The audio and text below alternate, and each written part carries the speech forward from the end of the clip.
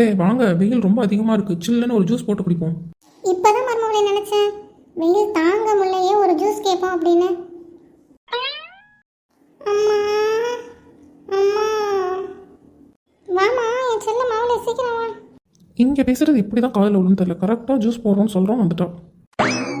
என்ன நாத்து மூஞ்செல்லாம் ரொம்ப சோகமாக இருக்குது? இப்படித்தான் நான் சமைச்சாலும் எங்க மாமியார் கத்திக்கிட்டே இருக்காங்கம்மா. நான் சொல்லி கொடுத்ததெல்லாம் நீ ஒழுங்கா தானே செஞ்ச? ஒன்று கூட மாறலம்மா, நீங்க சொன்னதெல்லாம் அப்படியே நான் செஞ்சுட்டேன். அதை செஞ்சதுக்கு எங்க மாமியார் அந்த கத்து கத்துறாங்க. ஏன் சமையலுக்கு என்ன காய்ச்ச? அத்தை அவ என்ன செஞ்சான்னு கேளுங்க. நாத்து அப்படி என்ன குழம்பு வச்சு நீ இன்னைக்கு?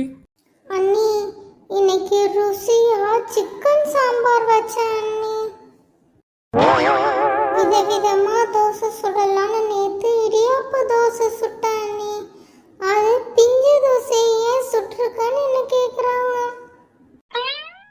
அப்படிதாம்மா அன்னைக்கு குழம்பு வச்சிட்டு இருந்தப்ப உப்பு டப்பா அப்படியே குழம்பு விழுந்துருச்சு. அப்புறம் என்ன பண்ண?